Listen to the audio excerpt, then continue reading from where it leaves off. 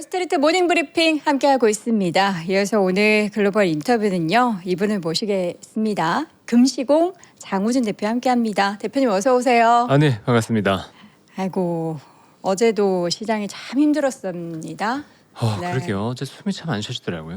그러니까 숨을 그냥 이렇게 쉬는 게 아니라 약간 이런 식으로 쉬어야지만 좀 이렇게 뭔가 산소가 공급되는 것 같은 그런 그렇죠. 상황이 계속 펼쳐지고 있는데 지금 밤사이의 움직임도 좀 좋아지나 싶었던 시장이 막판에 다 뭐 해석들도 그렇고 지금 전쟁도 그렇고 다 부정적으로 흘러가고 있는 것 같은데 일단 밤새 있었던 이슈를 우리 대표님은 어떻게 좀 어떤 포인트를 주요하게 보셨는지부터 한번 들어볼까요? 일단 이벤트는 뭐 크게 정리하면 세 가지 방향이었잖아요. 네. 메타마소의 실적에 대한 부분과 그쵸. 그다음에 FMC의 케빈 워시의 어떤 발언에 대한 어떤 내용이 있었고, 그다음에 네네. 전쟁에 대한 부분이 있었다 그러고 이 세 가지 키워드를 약간 좀 뒤로 젖혀두고 제가 보고 있는 지표가 한 가지 있습니다. 달러예요.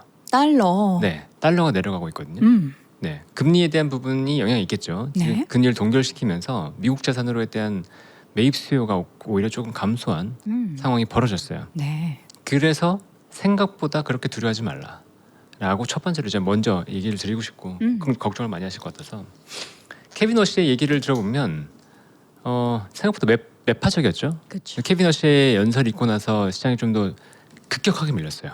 근데 그게 이제 매도 이제 종류가 생겼나 봐요. 네.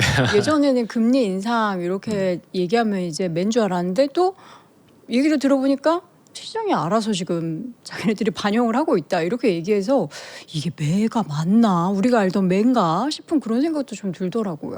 근데 원래 연준이 예전에도 보면 금리 인상할 거라고 하는 그런 뉘앙스를 가지고 시장에서 금리가 올라가면 또 알아서 조절이 됐으니까 또 내리고 그런 경향들이 있었거든요. 아, 네. 그러니까 뭐 그게 전혀 뭐 맞다 안 맞다라고 할 수 없고 네. 데이터를 보겠다고 했잖아요. 그러니까 지금 굉장히 중요한 건 전쟁입니다. 결국은 전쟁이에요. 전쟁. 네, 이 전쟁 관련된 이슈가 어떻게 될지, 그래서 유가가 내려갈지를 지금 우리가 살펴봐야 될 시기이긴 합니다. 네. 근데 그럼에도 불구하고 달러가 내려갔다는 거, 전쟁에 대한 이슈를 만약에 더 강하게 봤다면, 시장 전체에서 스마트 머니들이 전쟁에 대한 이슈를 강하게 봤다면 여기서 달러가 약해지기는 어려워요.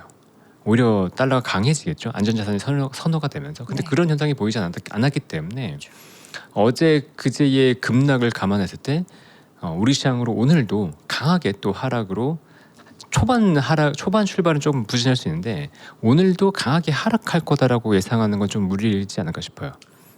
어제도 막판에 그래도 낙폭을 저점 대비해서는 조금 많이 줄이면서 줄였죠. 마감이 네. 됐잖아요. 근데 오늘도 사실 이제 밤새 시장 계속 지켜보셨던 분들은 뭐 코스피 야간 선물도 보셨을 거고 한데 상승을 유지했다가 막판에 시장 하락, 미국 시장 하락과 함께 우리도 마이너스로 들어섰단 말이에요. 그랬죠. 그래서 다들 이제 지금 실적 발표 내용도 보고 금리도 이거 인상 안 하는 게 오히려 늦었다 하면서 오늘 우리 시장 또 크게 하락하는 거 아니야? 하는 우려가 있는데 있죠. 어제만큼의 하락은 아닐 가능성이 좀 있다. 네. 근데 어제 어쨌든 빠져도 살짝 있고 저는 오히려 오늘 올라갈 수 있다라고 좀 보고 있거든요. 왜요? 어제 과도했어요. 어제 우리가 우려가 좀 맞아. 상대적으로 좀 과도하게 반영이 되기 네. 때문에 그걸 감안하면 초반에 좀 밀렸다가 반등이 나올 수도 있고, 그다음에 어제 악성이라는 표현은 진짜 좀 죄송하기도 한데 많은 분들이 레버리지를 갖고 있던 것들이 진짜 어제 다 휩쓸렸을 거예요. 청산. 네, 대부분 휩쓸리거나 정리를 했기 때문에 추가적으로 매도 압박이 굉장히 줄어든 상태입니다. 그렇기 때문에 여러 가지 악재들에 대한 노출이 이미 됐다고 본다면 오늘 뭐 메타와 마이크로소프트의 어떤 발표에도 불구하고 저는 오히려 반등의 계기를 만들 수도 있다라고 생각을 해요. 그리고 반도체는 우리나라가 약간 주도하는 것도 있거든요. 지금 시장 전체를. 먼저 하락하면 미장이나 다른 시장이 좀 따라서 하락하기도 하고 그렇죠. 또 먼저 올라가면은 또 반등을 함께 하기도 하고.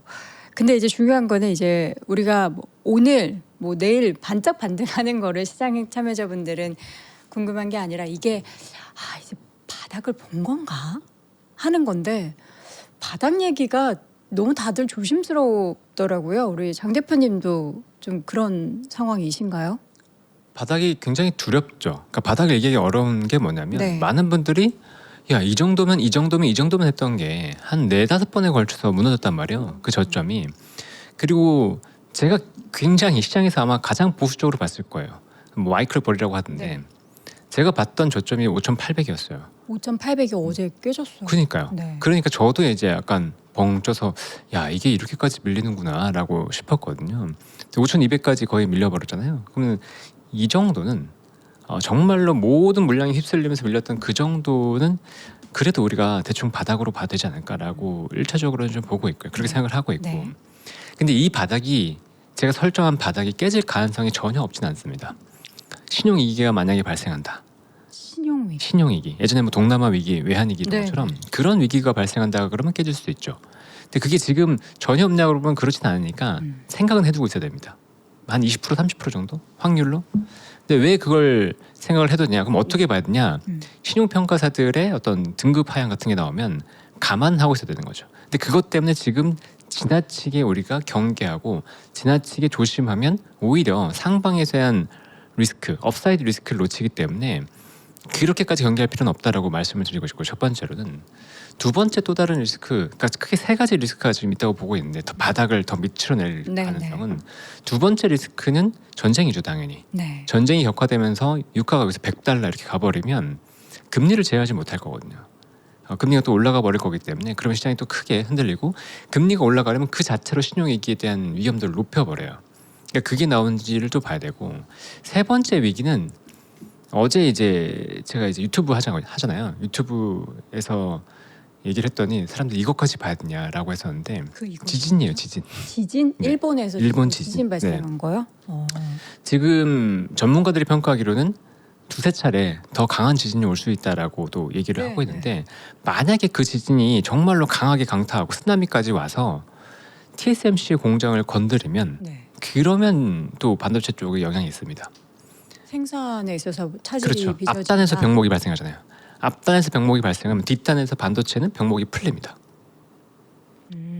앞에서 생산이 덜 되니까. 네. 그러면 반도체 수요가 감소하니까 참 그런 것까지 봐야 되나 싶을 때 이렇게까지 이제 뭐 안 좋은데 안 좋은 우려들이 좀 들어온 거죠. 근데 그런 것들을 모두 감안해도 그래서 제일 처음에 말씀드렸잖아요. 그런 것들 다 감안해도 어느 정도 선반영됐다. 이것들은 실제 나왔을 때 우리가 반응하고 대응해도 되니까 네. 지금 현재 상황으로 봤을 때는 너무 쫄면 안 된다. 네, 진짜 오랜만에 얘기했어요. 작년에는 쫄지 마라 진짜 많이 얘기했었는데 오랜만에 오늘은 쫄지 마시라고 얘기하고 싶습니다. 그 작년에 2,000대까지 밀렸다가 그때 당시에 시장에서 7,000을 외치셨을 때 그 마음과 지금 시장이 9,000에서 5,000대로 밀렸어서 다시 이제 시장을 어떻게 좀, 그러니까 물론 여기서 V자 반등에 대한 기대감을 다들 많이 갖고 계시지는 않겠지만 다시 어떻게 5,000 위로 좀 바라보는 시선을 많이 가지고 계신 거예요? 일단은 그렇죠. 일단은 5,000 정도가 바닥이고 5,000 네, 선이. 그 정도는 일단은 바닥은 잡았다고 보고 네. 여기서는 상방 리스크를 좀 염두에 두시면서 대응을 하시는 게 맞다. 여기서 올라갈 때 어제 보셨죠? 12% 12.8%인가 네, 빠졌다가 순식간에 7% 밑으로 올라왔잖아요. 그러면 그때 지수 반등 6%거든요. 네. 굉장히 강하게 반등이 나옵니다. 근데 그게 이번 주나 다음 주에 또 연출될 수 있어요. 이번에는 하락했다가 올라가는 것도 아니고 그냥 정말 상방으로 딱 빨간불이 들어올 수 있어요. 네, 그것들을 우리가 전혀 간과하면 안 됩니다. 그러니까 이제 그렇게 되는 것을 생각하고 우리가 뭐 저가 매수를 하시는 분도 계실 거고, 아니면 주식이 전혀 없으셨던 분들은 뭐 신규 접근도 하실 수도 있는 거고 한데, 이제 중요한 건 이제 이게 단기적인 그런 이제 급락 뒤에 반등 정도로 보시는 건지. 일단은 바닥 다지기가 V자 반등까지는 지금 유동성 상황을 봤을 때 어렵다고 좀 보고 있거든요. 어렵다. 연준이 나섰어야 됩니다. 연준이 나서서 뭐 금리 인하를 한다거나 뭐 어떤 움직임이 나왔다면 좀 더 편하게 나오겠지만 전쟁 때문에 못 나섰잖아요. 네. 그러니까 V자 반등까지는 쉽지 않아요. 네. 또 글로벌 금리 인상 기조에 있기 때문에. 네. 그래서 바닥을 잡는다고 하더라도 뭐 쌍바닥, 삼중바닥 이렇게 좀 우려가 되거든요. 그러니까 반등이 만약에 나와요. 그러면 가스화를 외치면서 따라가면 안 됩니다. 반등이 나오면 따라가면 안 된다고요? 그렇죠. 추격 매수하면 안 되죠.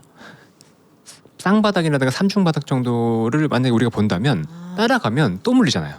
그럼 지금 말씀하신 게 어제까지의 급락이 있고 이 급락이 멈춘다고 하더라도 반등을 한다고 해서 내가 모든 자산을 올 인해서 100% 따라가는 게 아니라 조금씩 살펴보는 그런 구간이다. 뭐 비중을 지금은 조금씩 늘리는. 아침에 따라가야죠. 따라가려면 살려면 아침에 사야죠.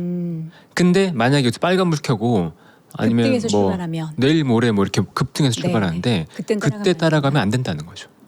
그러니까 오늘 기준으로 만약에 네. 전략을 짠다면 오늘은 하락 출발이 예상되고 있으니까 하락을 하게 되면 여기서 비중을 조금 실어도 되지만 만약에 뭐 내일이든 모레든 급등하면서 출발하면 여기선 따라가면 안 그렇죠. 된다. 그때 막 눈에 불을 켜면서 이제 진짜 가나보다라고 하기보다는 여기서 내가 좀 만약에 비중을 늘렸으면 이제 좀 뭐 5% 10% 먹고 이제 좀 비중 줄여놓고 다시 보지 뭐 시장에 대한 불확실성이 있으니까 다시 보지 뭐 이렇게 하셔도 되지 않을까 싶습니다. 여전히 트레이딩의 아직은요. 영역이군요. 네, 아직은. 네. 8월에는 사실 뭐 실적에 대한 부분은 엔비디아 외에는 크게 없고요. 이벤트도 사실 소강 상태 국면인 맞아요. 그런 구간이 8월이고 그러게 되면은 이제 전쟁 관련한 부분만 계속 부각될 것 같단 말이죠. 네.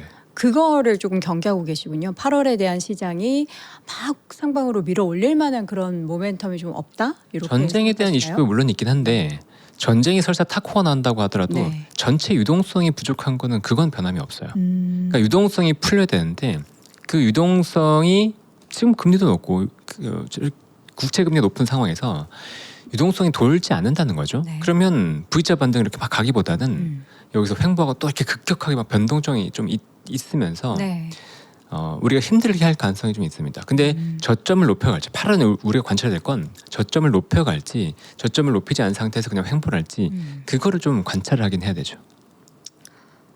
지금 우리 장 대표님께서 사실 시장이 막 9천, 8천, 9천 막 이렇게 넘었을 때는 이 급등을 좀 경계하라라는 말씀을 메시지로 계속 던져주셨고 그때 진짜 외로운 싸움을 하셨잖아요. 그렇죠. 근데 그리고 나서 참 어찌저찌 한 달 시간이 지나 보니까 벌써 지수는 5천으로 내려와 있습니다. 그러니까 지금 상황이 5천을 깰 만한 그런 상황까지는 아니죠. 그렇다고 보진 않아요. 네, 반도체 실적이 쇼크라고 하더라도 잘 나왔거든요. 그리고 빅테크의 캐펙스가 지금 줄지 않고 있죠. 근데 네. 실상으로는 전 약간 줄었다고 보고 있긴 한데 캐펙스 금액이 늘지 않았잖아요. 캐펙스 금액이 늘었어야 돼요. 늘지 않았나요? 오늘도 마소 데이터 보면은 캐펙스 투자 좀 더 하겠다라고. 크게 안 늘었잖아요. 크게. 이 비율이. 그렇죠. 메타 보면 상단은 동일하죠. 마이크로소프트 같은 경우에도 내년 기준 뭐 15% 20% 증설을 하겠다라고 얘기했는데 반도체 가격의 증분에 따른 캐펙스 증가를 감안했을 때 그냥 똑같이 한다는 거네. 약간 이런 느낌이에요. 네. 네, 그게 조금 아쉬웠죠. 그러면서 반도체까지 같이 밀린 거라고 보고 있긴 한데 네. 그래도 그러니까 이 정도 차라리 나요.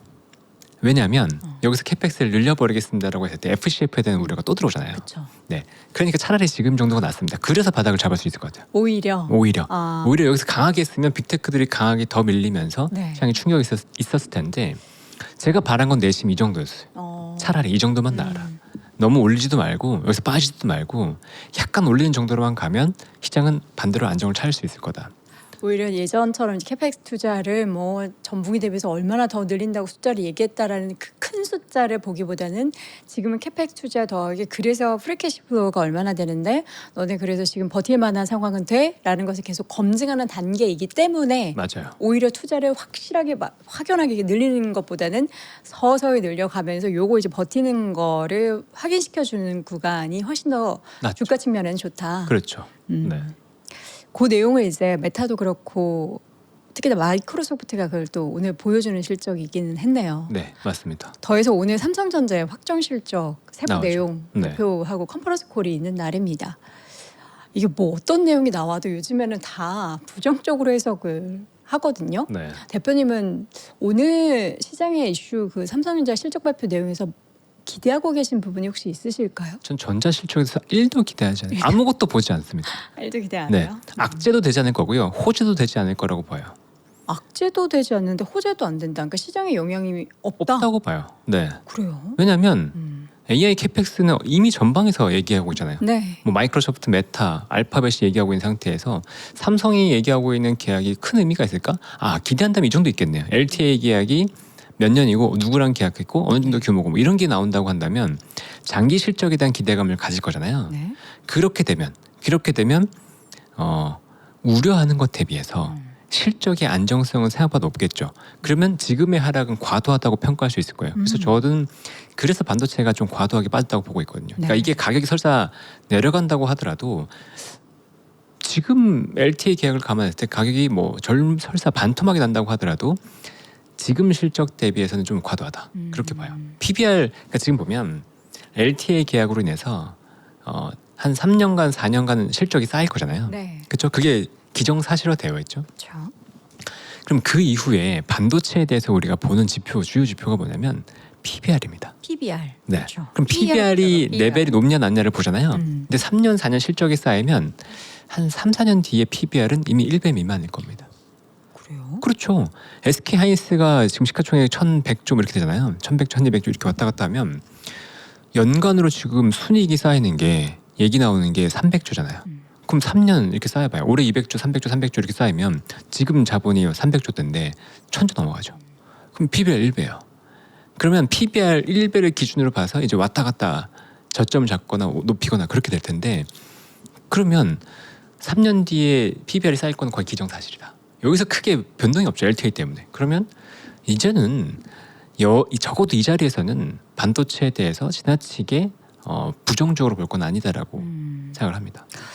어제가 그럼 반도체 관련한 최악의 심리의 정점이었다라고 볼 수 있을지. 사실 SK하이닉스 실적 발표 나고 나서 장 초반의 움직임은 괜찮았거든요. 근데 컨퍼런스 콜을 딱 듣고 난 시장의 반응은 완전하게 이거는 아니다라는 그런 생각이 수급에서 드러났습니다. 진짜 거의 뭐 패대기를 쳤다라고 할 정도로 주가가 급락을 했잖아요. 대표님께서 보시기에 어저께 SK하이닉스 컨퍼런스 콜의 가장 큰 문제점은 뭐라고 생각하셨을까요? 오비 일학이 좀 있었다고 생각을 해요. 오비이라 네. 뭐 크게 뭐 이거를 부정적으로 해석하지 않아도 될 만한 부분들인데도 시장이 하락하려고 하는 그런 구간에서 부정적으로 해석이 더 됐다. 보면 시장에서 이제 지금은 상황을 보고 있잖아요. 서로 눈치를 보고 있는 상태에서 실적 컨콜을 하고 있어. 근데 이게 밀리면 부정적인 거야라고 사람들이 강호학습이 돼 있죠. 그럼 그렇게 생각할 거잖아요. 근데 그 시간에 하필이면 터진 게 있었어요. 이란 공격. 이게 뭔가 이제 계란이 먼저 닭이 먼저 이것도 아니고 SK하이닉스의 본질보다는 그 외부적인 요인에 의해서 시장이 하락할 때 또 때맞춰서 컨퍼런스 콜을 진행을 했었던 그 영향이 있는 것 그거구나. 같아요. 저는 그게 전혀 없다고 보지 않고 정말로 그게 딱 터지면서 미국 선물 밀리고 SK하이닉스가 보합까지 갔다가 쭉 밀려버렸거든요. 네네. 그런 상황이 연출되니까 사람들은 아닌가 보다, 안 좋은가 보다, 안 좋은가 보다 그러면서 결국 계속 매도를 했고 거기에 안 좋은 이유를 붙였죠. 주주 환원이 없기 때문이다, 뭐가 없기 때문이다 이렇게 이유를 붙였다고 생각을 해요. 저는. 그렇죠. 네. 그러니까 그 악순환이 연결된 것뿐인 거지 사람들이 공포에 의해서 이 뱅크런 같은 느낌이죠. 뱅크런이 보면 은행 앞에 사람들이 서성였는데 뭔가 문제가 있나 보다 줄 서가지고 돈 찾고 막 그러면서 처음에 문제가 생기잖아요. 네. 그런 느낌이에요. 그래서 저는 그 SK하이닉스의 실적, 그 우려 이런 것에 대해서 너무 과대평가하지도 말자. 네, 어제 하락한 것에 대해서도. 사실 어제 뭐 시장의 컨센이 65조였는데 60.5조 발표한 것도 문제고 지금 뭐 내용에 있어서 뭐 되게 여러 가지 막 찝던데 그러면서 SK하이닉스의 실적 발표 내용에서는 특히 컨콜에서는 시장에 감동을 줄 만한 내용들이 하나도 없었어. 오히려 이게 피크아웃에 대한 우려를 잠재우기보다는 더 키운 컨퍼런스 콜이었나? 라는 이야기들을 막 언론 보도에서 쏟아내더라고요. 많이 하셨죠. 이게 네. 하락하다 보니까 또 그렇게 나왔겠죠. 더 그렇게 나왔죠. 근데 저는 이번 주를 악재의 소멸로 보고 있습니다. 악재 모든 불확실성과 악재의 네. 소멸로 보고 있어요. 그래서 다시 한번 얘기 드리지만 지금의 그 악재와 그런 것들에 지나치게 휩쓸리지 마세요. 네. 올라갈 때 여러분들이 그 상승하는 모멘텀, 상승한 이유에 대해서 지나치게 휩쓸리면서 다쳤다면 지금은 반대로 여기서 하락 관련된 이슈, 내리기 때문에 나온 노이즈 그런 것들에 노출되지 마시고 객관적으로 지금 상황을 다시 한번 지켜보시는 게 좋을 네. 것 같아요. 저는 그런 생각이 들더라고요. 이제 시장이 오해하고 싶으면 그냥 그대로 가는 것 같아요. 그렇죠. 심리적으로 가니까. 이게 팩트야. 이건 좋은 거야. 라고 얘기해도 아니 나는 오해할 거야. 라고 생각하면 그냥 그쪽으로 방향을 잡아버린 것 같은 그럴 수 있죠. 말씀하신 대로 어떤 내용을 얘기를 해도 시장은 하락할 거다 쪽으로 이제 베팅해 버리면은 그쪽으로 밀고 내려가는 그만큼 지금 수급이 많이 약해져 있고 굉장히 그 수급층도 얇아서 네. 조그만한 이슈에도 엄청나게 밀리는 그런 상황인 거잖아요. 그렇죠. 그런데 어제 좀 긍정적인 상황이 좀 돌아왔죠. 어제는 거래대금 터졌어요. 드디어 거래대금 터졌습니다. 그 전날 서킷 브레이커 때는 거래대금이 그렇게 많지 않았거든요. 네. 어제 거래대금이 49조 원까지 증가했어요. 네. 그 전날 30조 원대였고 그 전날 20조 원대였어요. 네. 근데 그게 거의 2배 가까이 지금 거래대금이 증가했기 때문에 네. 정말로 순환매가 굉장히 빨리 일어나면서 그냥 뭐 털린 대로 털리고 가는 겁니다. 그리고 제가 이번 주는 악재 소멸의 구간이라고 말씀드렸잖아요. 그러니까 불확실성이라고 표현을 하긴 했지만 네. 그 불확실성이 끝나는 구간입니다. 그리고 말씀하신 대로 8월에는 그 불확실성이라는 게 굉장히 제한돼요. 네. 지진과 전쟁 뭐 이런 걸 볼 필요가 있는 거죠. 네. 그러면 악재 소멸로 봤을 때 진짜로 우리 모든 악재 소멸로 볼 수 있는 타이밍 언제냐? 내일이죠. 네. 네. 아마존 실적까지 발표되잖아요. 아마존과 애플 실적 발표. 네, 애플은 크게 의미 없을 것 같고 음. 키옥시와 아마존 정도. 근데 그 두 개가 발표되면 우리는 더 이상 우려할 게 당분간 없습니다. 그러면 시장은 더 강하게 뛰어줄 수도 있죠. 사실 애플은 요즘에 이제 돈 안 쓰고 굉장히 이제 약삭빠른 대응으로 AI에 대한 자체적인 기술이 없어도 지금 굉장히 좀 주가가 부각되고 있는 상황인데 아마존을 보면은 투자를 꽤 하고 있고요. 최근에도 이제 올해 마지막 회사채 발행이다라고 얘기해서 돈을 땡겨서 지금 AI 투자를 하고 있는데 뭔가 아마존은 AI에 대해서 이렇게 한다라고는 하지만 그 뭔가 선봉장 역할 느낌은 아니어서 그렇죠. 근데도 아마존의 실적을 기대하시는 이유는 기대하는 게 아니에요. 지켜보는 이유는 네, 모든 악재의 소멸입니다. 모든 불확실성의 소멸이에요. 지금은 알파벳 실적이나 처음에 보세요. 네. 처음에 삼성전자와 마이크론과 알파벳 실적에 대한 건 어떤 기분이었죠? 기대였잖아요. 그렇죠. 그렇죠. 근데 지금은 마이크로소프트와 SK하이닉스의 실적을 볼 때 무슨 느낌이었죠? 걱정이었잖아요. 그때 봤던 실적에 대한 이후의 주가 평가와 지금 봤던 실적에 대한 이후 평가는 다를 겁니다. 물론 웬만큼 쇼크가 나면 충격을 받겠지만 제가 볼 때 지금 SK하이닉스, 마소, 메타의 실적 그다음에 AI 캐펙스에 대한 전망은 쇼크는 아니에요. 이건 아마존도 비슷할 것 같습니다. 그러면 쇼크가 아닌 상태에서 불확실성이 해소가 되면 저는 반등을 봐야 된다고 생각을 해요. 대표님, 그 지금은 어쨌든 여전히 트레이딩 구간이라는 말씀을 해주고 계시는 거잖아요. 그러면 시장이 본격적으로 이제는 그 트레이딩 구간을 넘어서서 요거 이제 돌아섰다라고 우리가 인지를 할 수 있을 만한 상황은 뭐 어떤 조건이 마련돼야지 그런 생각을 할 수 있는 상황이 될까요? 가장 중요한 건 미국과 이란이 합의가 돼야죠. MOU가 아니고 확실한 합의가 돼야 됩니다. 일단 전쟁이 끝나야 된다. 그렇죠. 이게 제일 어려운 것 같은데. 네, 저게 확실히 정리가 돼야지 네. 금리가 안정될 거잖아요. 네. 네, 그게 먼저 안정되고 유가가 안정되는 것들을 보는 게 첫 번째 수순입니다. 네. 그렇게 되면 다음 수순으로 연결될 수 있는데 AI 캐펙스에 대한 과도한 우려 이런 것들이 같이 잠재워질 겁니다. 되게 연결되어 있어요. 왜? 그게 내려가면 금리가 내려가죠. 금리가 내려가면 우리가 AI 캐펙스에 대한 비용 자체가 감소할 거잖아요. 네. 그러니까 그런 게 연결되어 있기 때문에 전쟁이 끝나면 전체적인 우려감이 경감되면서 반등의 계기를 충분히 만들 수 있을 겁니다. 밸류에이션도 금리가 내려감으로 인해서 밸류에이션 자체가 높아진 영향이 있거든요. 전쟁이 제일 중요하다. 지금은 전쟁이 제일 중요한 키워드죠. 그게 소멸되는 게 필요한 거죠. 근데 적어도 지금 AI 캐펙스 관련된 우려는 지나치게 과도했고 그 과도한 것들이 이제 도들림이 나올 수 있는 구간이 좀 연출되는데 그 구간 속에서 전쟁이 완화가 되면 여기 AI 캐펙스 우려 컸던 우려를 우리가 다시 돌릴 수 있는 더 빠른 계기를 만들어 줄 거라고 보고 있습니다. 참 3월로 우리가 되돌아가 생각해 보면요. 당시에 전쟁 이슈가 터지고 나서 정말 많이 밀렸었어요. 그리고 나서 이번에 이거 V자 반등 어려울 거 했는데 바로 V자 반등을 했단 말이죠. 그때는 전쟁 터졌다고 뭐 메모리 반도체 문제 있나 하면서 업황이 달라진 게 있나 하면서 시장은 갈 거야 하면서 엄청나게 그다음에 올랐단 말이에요. 그렇죠. 근데 이제는 다시 전쟁을 바라보니까 아 요거 영향 있네. 금리에 영향 미치고 결국에는 그러면 관련 하이퍼스케일러 기업들의 금융시장에 있어서 영향을 미치고 결국에는 반도체 기업들에게도 영향 미치겠네를 바로 보고 있는 상황인 거네요. 그렇죠. 그때와 지금은 뭐가 달라졌냐라고 했을 때 네. 자금 조달에 대한 우려들이 그때와 다르게 좀 더 들어왔죠. 사실 자금 조달 우려는 작년부터 계속 있었잖아요. 오라클 발, 뭐 그 계속해서 뭐 그때도 이미 엔비디아가 투자를 오라클에 해준다더라부터 시작해서 오라클 이거 부채 너무 많은데 그때도 있었지만 뭐 시장이 올라가려고 그랬었던 건지 잠재워지고 하더니 이제는 그 다 눌러놨었던 악재가 터졌죠. 시장과 함께 금리 때문에 폭발했어요. 금리 때문에 터졌죠. 네. 그 전쟁의 이슈가 결국 이어지면서 글로벌리 금리 인상 기조로 가고 그게 영향을 주는 거죠. 네. 근데 제가 신용평가사를 계속 보자고 말씀드렸잖아요. 그리고 최근에 어떤 빅테크들에 대한 우려가 좀 더 커졌던 그 중요한 계기 중에 하나가 오라클의 투자 등급 하향이었어요. 네. 네, BBB에서 BBB 마이너스로 된 거. 네. 그런 것들이 본물처럼 이어지면 또 다른 위기가 올 수도 있습니다. 근데 지켜봐야죠. 투자 회사들이 그러니까 신용평가사들이 나서면서 막 투자 등급을 하향하는 건 양털깎기의 징조거든요. 양털깎기 네. 징조. 양털깎기라고 하는 건 미국은 지금 달러 패권을 가지고 있잖아요. 그 달러 패권을 유지하기 위한 조건 달러에 대한 신뢰도가 높아져야 되죠. 네. 근데 아이러니하게 달러는 기축 통화가 되기 위해서 밖으로 나가야 됩니다. 적자가 나와야지만 다른 사람들이 달러를 쓸 거잖아요. 네. 그렇죠?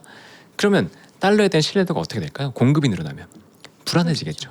네. 그러면 그거를 당길 수 있는 건 시장의 위기를 일부러든 아니면 뭐 자연스럽게든 왜냐하면 달러가 퍼질 수 있으니까 위기가 조성이 돼요. 그러면 그 순간 위기가 조성이 되면 처음에는 금이나 이런 쪽으로 갔다가 야 결국 달러네 달러가 부족하네 이렇게 되면서 달러 수급을 쭉 빨려들이거든요. 근데 그 과정에서 중요한 역할들을 하는 게 항상 3대 신용평가사예요. 네. 그런 신용평가사들이 신용평가를 낮추면서 위기감을 조성을 하고 그럼 달러에 대한 수요가 늘어나고 그래서 다시 달러 패권이 강화됐던 게 지금까지의 흐름이었거든요. 그러니까 지금 또 양털깎기에 대한 그런 가능성들이 조금씩 보이네라는 것들이 이제 우려들이 있었어요. 근데 아직 말씀드리는 건 확률이 아직은 그렇게까지 높지 않으니까 지금 단계에서 지나치게 공포에 빠지지 마시라 이렇게 얘기를 드리지만 그럼에도 불구하고 네. 네. 그러니까 우리가 이전에 사실 장 대표님이 9천, 8천 이렇게 이제 하락했을 때마다 그 위기에 대해서 달러화의 움직임을 봐야 합니다라고 말씀하셨던 부분들이 저는 이제서야 좀 생각이 나요. 그때는 안 들려서 아니 반도체 산업이 앞으로 이렇게 뭐 몇백 조 번다는데 달러 뭐 어떡하라는 거야 뭐 이런 생각을 했는데 지금 말씀하셨던 그 판을 이렇게 딱 멀리서 이제서야 멀리서 지켜보니까 그들의 속내가 네. 검은 속내가 보이는데요. 그렇죠. 네. 근데 그래서 오늘도 이제 달러가 오히려 악세를 갔기 때문에 오늘 시장에서 지나치게 두려워하지 마시라고 얘기를 드리는 거죠. 알겠습니다. 코스닥은 어때 보이세요? 코스닥은 코스닥은 코스피와 다른 굉장히 중요한 차별점이 있죠. 실적이 안 나와요. 물론 소부장 쪽은 실적이 나오지만 네. 2차 전지나 바이오나 이런 기업들이 실적을 견인하지 못합니다. 그러니까 코스닥의 신뢰도가 코스피보다는 현저하게 떨어져요. 그리고 실적이 나온다고 하는 소부장 쪽도 밸류가 상대적으로 높습니다. 네. 그래서 조금 더 코스닥이 힘든 게 분명히 존재해요. 그러면 유동성의 힘으로 올라갔잖아요. 그러니까 제가 볼 땐 유동성의 힘으로 올라갔거든요. 3조 호황이라고 하는 그 힘이 정책과 맞물리면서 코스닥이 1200대를 찍었고 지금 거의 반토막 정도가 났는데 네. 유동성이 없다라고 말씀을 드렸고 실적이 안 나온다고 얘기를 드리고 있기 때문에 코스닥이 반등은 나올 수 있겠지만 코스피만큼의 반등은 또 힘들 것 같아요. 그러니까 코스닥 쪽으로 지나치게 실기보다는 지금은 오히려 반도체, 대형주 이쪽으로 실는 게 조금 더 편할 것 같습니다. 시장이 다시 돌아선다고 하더라도 네. 그리고 혹은 이제 트레이딩 구간에 놓여 있는 상황에서라도 결국에는 이전의 주도주였던 반도체주에 대한 트레이딩이 좋고 다시 관심을 가져도 반도체 쪽이다. 그렇죠. 그쪽으로 회복을 가지면서 반등이 나올 것 같으니까요. 반도체만 산다라는 말씀은 아니죠? 지금은요. 지금은 반도체만 사도 된다. 지금은 반도체만 사도 물론 그게 최선은 아닐 수 있어요. 다른 것들이 최근에 로봇이나 이런 것처럼 더 튈 수도 네, 있죠. 네, 네. 근데 적어도 여러분들이 차선, 네, 다른 걸 선택했다가 잘못하면 이런 게 되잖아요. 다른 걸 선택했는데 내가 저걸 할 걸 이런 위험을 방지할 수 있는 게 그냥 마음 편하게 할 수 있는 게 반도체라고 보고 있습니다. 아이고 진짜 오늘은 어제 시장 하락 보면서 오늘은 좀 반등했으면 좋겠다 하는 다 같은 마음으로 그렇죠. 밤새 뭐 FOMC 결과도 봤을 거고 방금 전 발표된 빅테크 실적 내용도 봤을 텐데 참 마음이 많이 불편한 구간이에요. 많이 힘드시죠? 그러니까 오늘 장 초반에 이게 얼마나 뭐 흔들리면서 시작이 될지는 모르겠지만 일단의 결론은 단기적으로 오늘 시장이 빠지면은 그것은 매수할 수 있는 구간이고 좋은 기회라고 봅니다. 급등에서 출발하면요. 오늘 급등 출발할 리는 없죠. 그럴 리는 없어요. 네. 네. 이미 선물도 이렇게 밀렸고 네.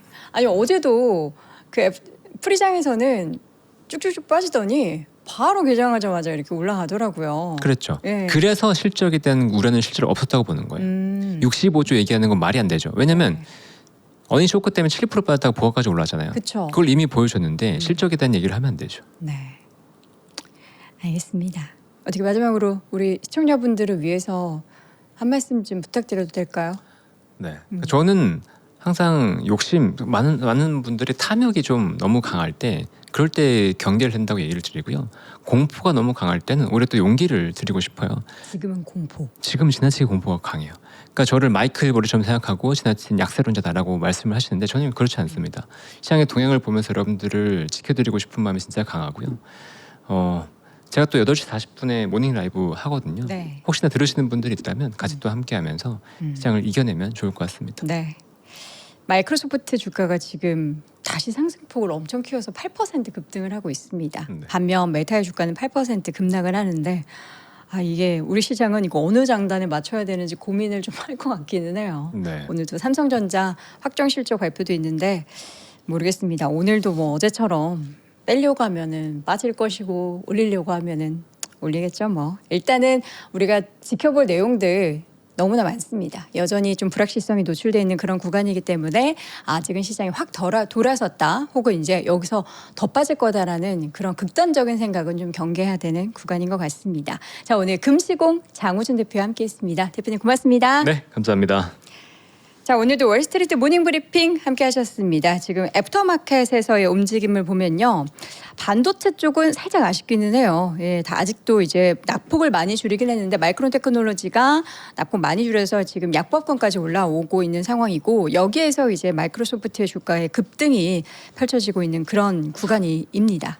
과연 이제 시장이 어떻게 열리게 될지는 또 다 가봐야지 될 것 같은데요. 8시부터 또 프리마켓 보면서 우리 삼프로TV와 함께 계속 여러분들 응원 드릴 테니까 내일도 오전 6시에 저는 함께 하도록 하겠습니다. 여러분 오늘도 고맙습니다.